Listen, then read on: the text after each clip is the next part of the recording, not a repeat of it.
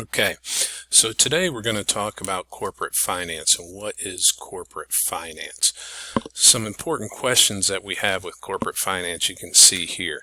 What long-term investments should the firm take on? This is going to be our capital budget. Capital budget. Okay, when we talk about capital budget, some of the things that we talk about, what are we going to invest in? What is our business going to be? If it's something like consulting and all we need is maybe a computer and some software, some business cards, maybe some letterhead, then our capital budget or capital investment is really not that much. If we look at something, say, like a restaurant, now you have a decision of what type of restaurant. First off, that's going to determine the type of equipment that you're going to need. Then you look at things such as, are we going to buy land and build a building, or are we going to rent an existing building and renovate it? When you look at those two options, that brings up two totally different investment amounts, especially depending on where you live. And if you look at Boone specifically, land here is very high price, so that would be a high cost. Then you have to look at building on top of that, getting, the permits, the plans, all the equipment. When you talk about equipment, then now you're looking at, do I buy new equipment and get warranties with it, or do I buy used equipment and maybe I get I can buy it at a cheaper price, but I don't necessarily get the warranty with it. So when we look at capital budget, that can affect a lot of what the expense that we put into our business. The other thing we got to look at too when we talk about capital budget, what are my sources of income? So you look at something like a restaurant. Obviously in this day and age, a lot of restaurants had to come up with ways to do carry out and delivery, that maybe they didn't do before. So we look at, what are the forms of revenue? Are we going to sell liquor? Do we do just soft drinks? Do we do carry out? Do we do delivery? If we do delivery, do we do it on our own, or do we use services like Grubhub? When you use Grubhub, are you going to incorporate, is the business going to pay for the delivery fee, or is the customer going to pay for the delivery fee? If the business is going to pay for the fee, you're going to up your prices there. So, the capital budget involves a lot more than just where we're investing. We're looking at income streams. We're also looking at expenses. And we can look at more of that a little bit later on. Where the money is going to come from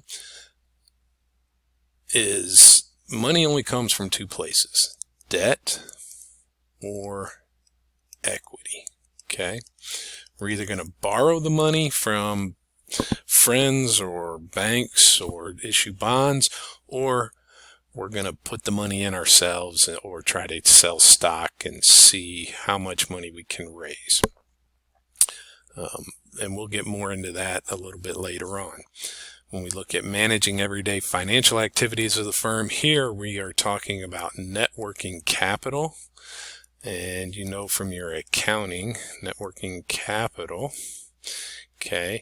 is current assets, meaning cash, inventory, and accounts receivable, minus our current liabilities, which is accounts payable and notes payable. And so when we think about where our everyday operating activities are going to come from, if we look at think about on our current asset side, cash, how much cash we're going to keep in hand. Inventory, that's going to be determined by our capital investment. the capital budget there. What type of business are we in? What type of inventory do we need? If we're looking at something like a restaurant, you're obviously looking at produce, meats, flour, beverages, things like that as far as inventory. When we're looking at accounts receivable, really what we're talking about here is how are we going to get paid? Obviously, cash is king. We all like cash. It's liquid. We don't have to do anything with it. We get paid. We can use it right away. Are we going to use debit and credit? Now, right now, that is what most people are paying with. It's a lot different than before. Before you had the carbon copies and you had 3 copies, you kept one, the customer got one, and you sent one to Visa or MasterCard, and then in a couple of weeks you got your money back. Now everything's done electronically, so it's much faster. You get your money the next day or that night when they process it. Okay, but the thing you have to think about when you're looking at taking debit cards and credit cards is you have the fees involved, transaction fees, things like Visa, MasterCard. They might have anywhere from 2.5% to 5% fee depending on how many transactions you do. You have things like Discover that has anywhere from 7 to 8%. American Express has high transaction fees, 7 or 8%. That's why in some cities and locations you find it difficult to find companies that will take that. When you think about Discover, they say they're going to give their customers 5% cash back. Well, where do you think that 5% comes from? That comes from the corporation or the company they're doing business with. So to be able to give their customers 5% back, they're charging those businesses 6, 7, 8%.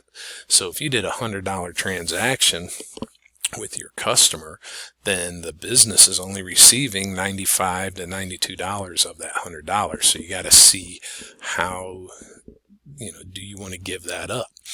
A good example of something like that here in town is Boone Bakery. They have an ad on their window that says, we'll give you a 5% discount for paying cash.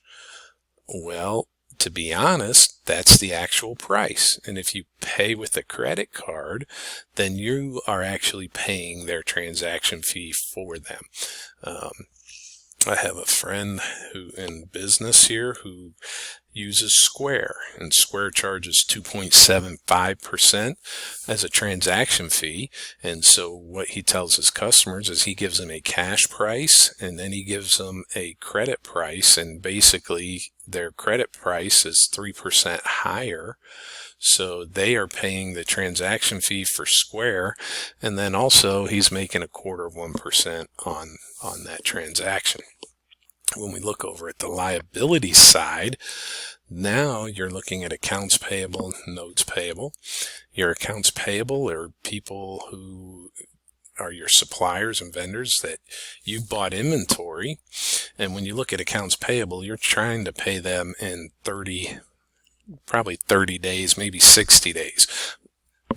Ultimately, what you'd like to do is spread that account payable out as far as you can, push that payment off as long as you can, so you get the inventory, you get the materials, you put it in your inventory, you turn it into a product, you sell it to your customers, then you get your customers' money and use their money to pay the bill for the accounts payable. When you look at notes payable, that's a little bit longer term loan. Basically, you're looking at something, maybe 60, 90 days out, but you're going to pay that pretty quickly. Okay. Now, when we look at getting into this and we look at our net working capital, okay, we have our financial manager. This is your chief financial officer. Okay. They're the ones that are going to be helping to analyze these capital budget, capital structure decisions. Underneath our financial officer, chief financial officer, we have our treasurer. They oversee the cash management, so they're dealing with your day-to-day operations. Okay, so they're dealing with the net working capital here, and they're looking making sure that you're getting paid, trying to keep a balance and keep the cash flow coming in. So we want our accounts receivable hopefully coming in a little bit faster than the accounts that we have to pay off. And then you can see our controller oversees our taxes, our cost accounting, and processing that data there. Okay, so that's our start for corporate finance.